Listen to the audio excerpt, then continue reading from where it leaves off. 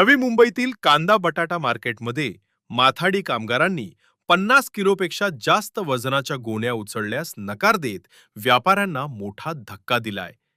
1 मार्च पासून बाजारात येणाऱ्या 50 किलोपेक्षा जास्त वजनाच्या गोण्या माथाडी कामगार उचलत नाहीत।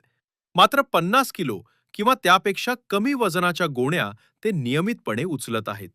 त्यामुळे सध्या बाजारात कांद्याचा तुटवडा जाणवत नाही। जर एखादा व्यापारी बाहेरून कामगार बोलावून गोण्यांचे वजन 50 किलोपर्यंत कमी करून घेत असेल, तर माथाडी कामगार त्या गोण्या उचलण्यास तयार असल्याचेही त्यांनी स्पष्ट केले आहे। माथाडी कामगार अशोक संगपाल यांनी सांगितले की अनेक वर्षांपासून गोण्यांचे वजन 50 किलोपर्यंत मर्यादित करण्याची आमची मागणी आहे।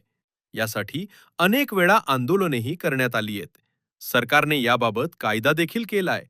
मात्र व्यापारी अजूनही 50 किलोपेक्षा जास्त वजनाच्या गोण्या बाजारात आणत असल्याचा आरोप त्यांनी केला। काम बंद केलेले नाही। आमची मागणी 95 पासून 50 किलोमध्ये कन्वर्ट करायचा विषय आमचा होता, तो आत्तापर्यंत झालेला नाही।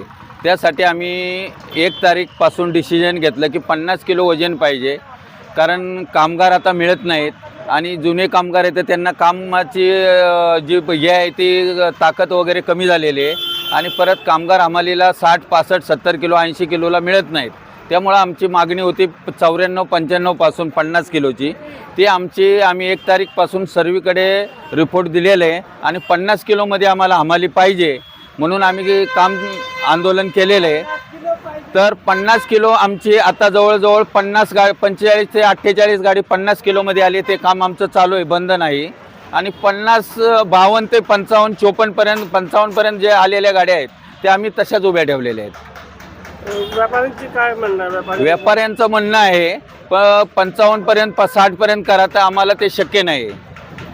त्यामुळं आम्हाला 50 किलोपर्यंत येईल, आम्ही काम करू शकतो आणि काम ते करू आम्ही आणि चालू आहे।